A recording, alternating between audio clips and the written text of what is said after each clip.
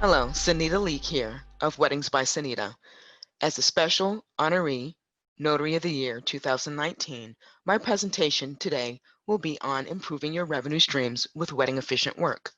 Today, we will discuss conducting marriage research, state and regional rules and regulations, getting ready to officiate, efficient marketing strategies, wedding ring security protections, working with other vendors, realizing somebody's always getting married and achieving success.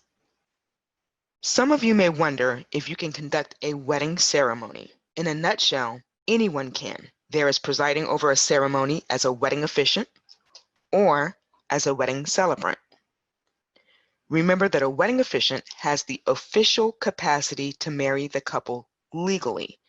A wedding celebrant is one who presides over the nuptials but does not have any legal authority to marry the couple. For instance, an aunt or uncle who was not a member of clergy nor a notary public for the states where notaries have the official capacity to marry couples can act as a celebrant if the couple wants that specific relative to preside over the ceremony. Just remember that if the ceremony is conducted in front of a wedding celebrant, the couple must still make their marriage legal with another ceremony, no matter how big or small, by someone who has the official capacity to marry them. It is important to conduct massive research on behalf of entering into wedding officiation. Learning wedding pastimes is important. Wedding protocol, the functions of the bride, what they normally go through on the time leading up to the ceremony to the day of, the same thing for the groom.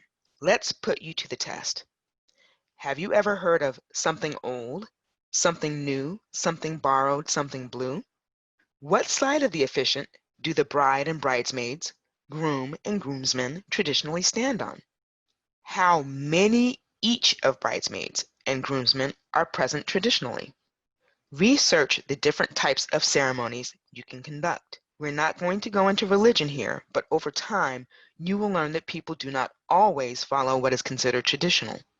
For instance, brides don't always wear white. There are not always wedding rings. Heck, sometimes the couple doesn't even want to recite vows to one another. You will find that the different types of ceremonies you can conduct run rampant. I tend to look at the traditional marriage ceremony as a basis for my ceremonies. However, I am not hurt when the couple has other plans. As an officiant, you decide what type of ceremonies you're interested in conducting. Have I been asked to not say certain things within the traditional ceremony language? Yes. Have I been asked to dress up like a character in full makeup during a holiday ceremony? Yes. When you have knowledge of how ceremonies traditionally go, when something goes wrong or is different, you have a better understanding of why, but most importantly, of how to fix it. Finding out the rules on marrying couples is important when it comes to legally marrying a couple. If you fail to follow the rules, it can cost you and the couple time and money. Capacity of officiant. If you plan on being a wedding celebrant, you will still want to research what it takes to marry a couple in a legal capacity so that you can lead your couple in the right direction after you've performed the celebration portion of the ceremony. Also, it may negatively impact your reputation as an officiant for future couples. So are you ready to officiate a ceremony? You're almost there. There are a few more things to consider before jumping in with both feet. When you decide to enter the officiant world, there is the ceremonial side, but you must also indulge the business side of it. Formulating your budget, your expenses, your rates for service are underlying factors in your wedding officiant business success. Some officiants charge similar to what other officiants charge in their area. Some officiants not only offer presiding over the marriage ceremony, they also include amenities such as bouquets, veils, signage, couples t-shirts, and venue space for the ceremony. You should draw out a concrete plan on your offerings. The better organized your business is, well, put it this way, soon-to-be couples can smell disorganization a mile away. Where do you plan on advertising your wedding business? Local ads, social media. In your wedding business's market development stage, you develop how you're going to relay the message that your business is open to the public. Does your business have a logo? Website? Do you plan on advertising during the engagement season? Do you plan on creating advertising for special holidays, such as Valentine's Day and the New Year? It's important to have a marketing plan before you begin.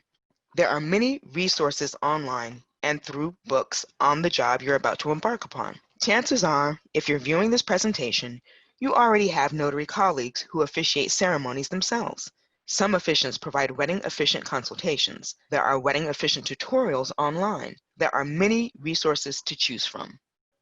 The wedding ring is the security of the marriage. The same security you'd use to protect that ring is the same security you will use to protect your business and your customers. Your wedding ring security involves these protections: protecting customer discretion, protecting your records, also protecting your intellectual property. Let's talk a little bit first about self-awareness. Self-awareness should be followed. I know you may be excited about the couple that you traveled all the way to Las Vegas to marry. However, unless there is a $1 million reason to inform the public of your whereabouts, you should remain mum until you return home. Of course, you'll say, well, it's because I may get robbed while I'm away, right? Well, my friends, there are many reasons besides security on why you shouldn't post that you're away while you're away on social media. Security is one. Yes, you may get robbed, but treasuring the moment is important as well. You may think I'm crazy for saying this, but all successes aren't recorded successes. We are in the information and technology age, but everything doesn't have to be on film and audio recording. Enter unplugged ceremonies. In regard to protecting your records, if you are a wedding officiant and are given the duty to perform a ceremony, there is usually a marriage certificate to complete. After the ceremony, you will have the obligation to report that marriage legally to your state. Protecting the couple's record is as equally important as performing the ceremony. If the record gets lost, it will cost you and the couple time and money to have them replaced. Furthermore, may damage your reliability in the future.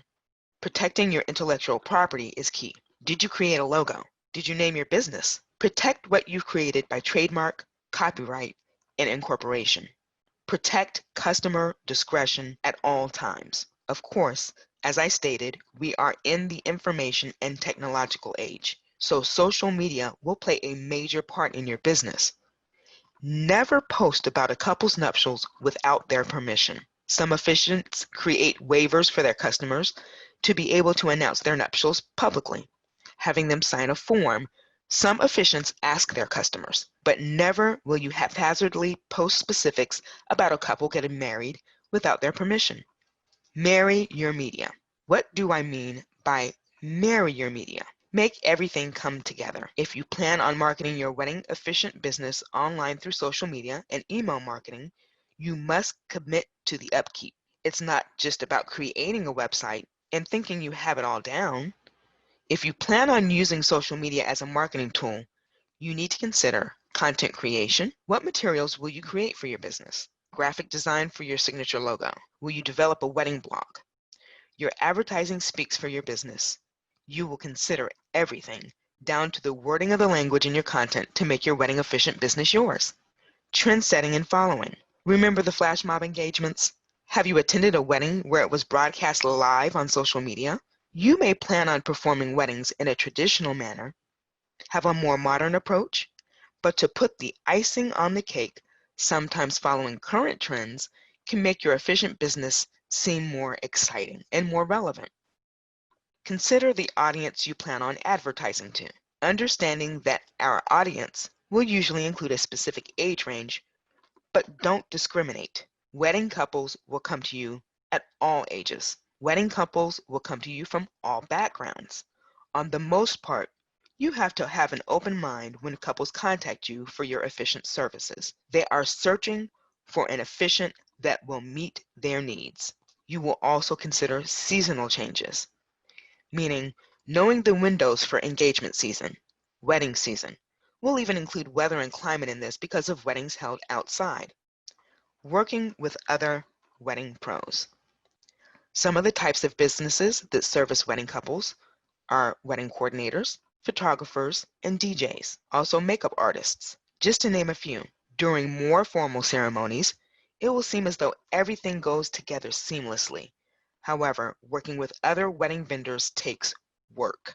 When you deal with different people with different personalities, with different jobs during the entire process, it's advantageous to learn a little about what each does during a ceremony. Although not necessary, learning the functions of other wedding pros during the ceremony may make your process as the officiant go more smoothly. When wedding duties are complete, give your business card to the other vendors present after formally introducing yourself. Some officiants provide their business cards before the ceremony, whatever you feel comfortable with.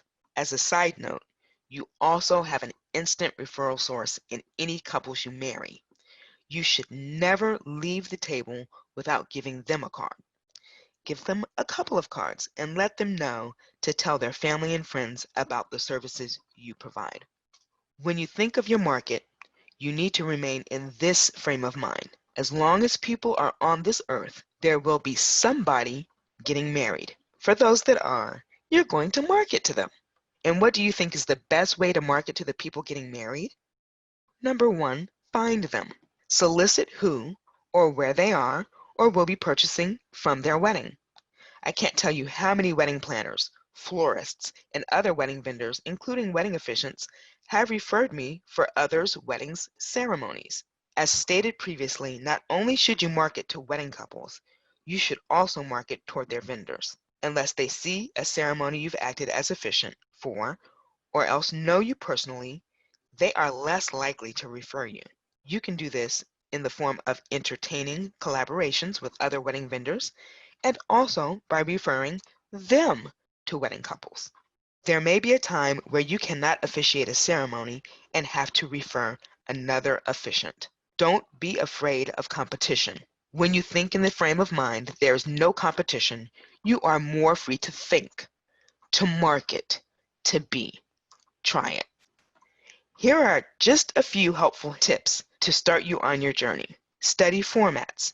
Study the setup of a traditional bridal party. Watch videos on social media, not just of placement, but entire ceremonies of different types. Learn from other professionals in your field. Don't be afraid to ask for sound advice from other wedding officiants. And practice, practice, practice. This includes practicing your speech, inflection, tone, and articulation. I want to dedicate today's presentation to my 6 children and also in dedication to my brother. With the National Notary Association, I also want to thank the following for their contributions to this presentation. Do you have any questions or comments? If so, you can post them in the comments section below. Thank you for your time today. Sunita Leek, signing off.